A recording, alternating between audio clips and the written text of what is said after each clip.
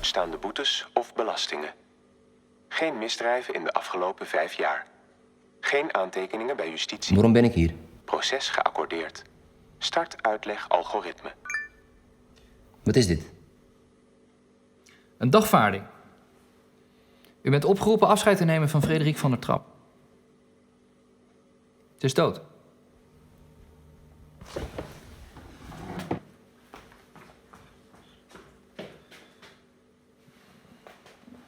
Very Black Mirror-esque in nature and its concept and execution. It is about a kind of manufactured afterlife, you know, in the future if we were to be able to do such a thing. And an incident that happens while a partner is trying to say goodbye to their lover, assuming it's husband and wife, but may be just life partners. But what's interesting is while the situation is dire, he is really at no point our protagonist in distress during it. It's more the facilitator, what the scientist, whatever we'd like to call him, that's conducting this. It's him who gets in trouble, but the man who seemingly dies at the end, because he's at least with his wife, it's all right. So it's interesting because it has this raising stakes, it has this urgency, but it's all happening to secondary characters, not to the protagonist. The protagonist is quite calm and collected throughout the entirety of it. So very, very intelligent concept, definitely could be expanded on into like a feature or something if they were to so desire one day. And well acted. Automated technology voice being the first thing we hear, and that odd blue glow that permeated the room very much thrust us into this very cold and technology-driven future.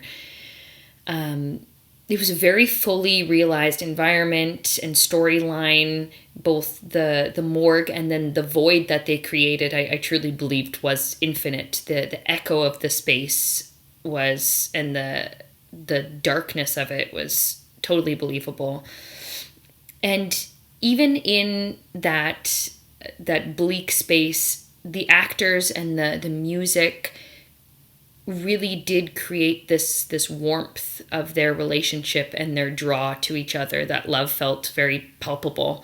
And I don't know, this is so cheesy, but it showed how love can bring meaning to even the darkest void, I suppose. But overall, I thought it was a really cool piece. Also something I could see being a Black Mirror episode. Anytime you're downloading to the mainframe after death, I think is such a cool concept to explore. I know, like, from the very beginning, I was, like, immediately, like, drawn into this story. And we become so curious and interested.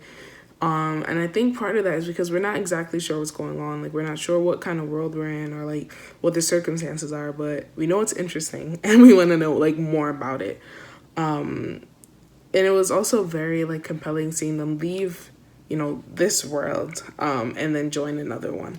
And, you know, like, leaving it more so not only in a physical sense, but also seems like a mental state where it's like, it appears like they're becoming lifeless here and gaining their life in another world. It was great, the end. Like, I really enjoyed the end because, like, they got to wind up together, even, you know, it seemed as though they weren't supposed to be. And, like, despite the efforts to keep them apart, they still did. And, yeah, I love a love story. So I really enjoyed this film. A very interesting concept. Interesting that in this world, we're able to use technology to tap into the other side and say goodbye to our loved ones. I think that many people would try this if this was to become an actual real thing, a real possibility for us. One thing I really enjoyed was seeing the stark contrast between the chaos and the panic of what's happening in this real world when the system errors are happening versus the inner world of total peace and love and joy and happiness. And just seeing the two play out simultaneously was really interesting to watch. Overall, I think this was a really beautiful film that had a melancholic but also quite a happy ending. Definitely an interesting spin on the afterlife. There's some good moments in there. I enjoyed the line about it being just like Visual Basic, only a little tad more complex. I thought that was probably an understatement. Subtle and clever. I liked it. And there was just a lot of good back and forth here, and just some interesting choices, not only by the performers, but by the director as well, too. The idea, for simplicity's sake, maybe, or budget, to shoot sort of the afterlife part with the woman, against black like that. It's an easy, simple choice, but I think they executed it really well, and there were some nice touches in there. Really well written and well performed. Aesthetically beautiful. In the beginning, the tone is set. We should be worried along with our character. It was a complex idea delivered with ease by a husband, an engineer, and a tablet. Once hubby is under the program, I feel his fogginess and his uneasiness, and the set actually matched his feeling as he listens to the creepy whispers and other conversations possibly taking place within the program.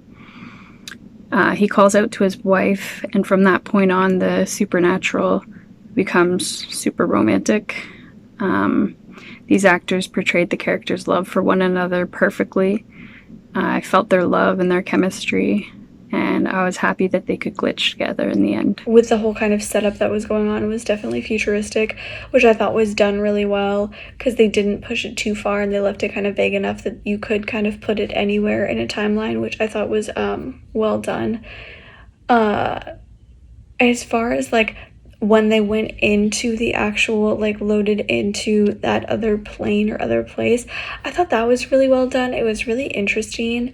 I thought that they played with light and color especially when you noticed when they were down in that place, what a contrast it was to how it was when he was kind of in the, like, real world. So I thought that was really interesting. And then the concept of having like a God glitch within a system, I thought was a really fun thing to kind of play with and to kind of use, and then they both end up glitching and kind of, or having that glitch. I thought the whole thing was done really well. I really enjoyed it. This is a story about people becoming so automated and procedural that, quote, death is just another algorithm, which I thought was a beautiful line. And it's definitely the dystopian future that we all can see coming, and is very quite probable, given everybody's addiction to cell phone technology. I really thought it was an engaging concept that life can be continued online beyond mortality. But then as we got into the third act, it occurred to me, why the orchestra? Because she, like him, is an artist, a dying art form in this society that is becoming more and more heartless and, quote, sloppy, as what's noticing is that the performing arts is just as heartless as the corporate world, which appears to have completely taken over.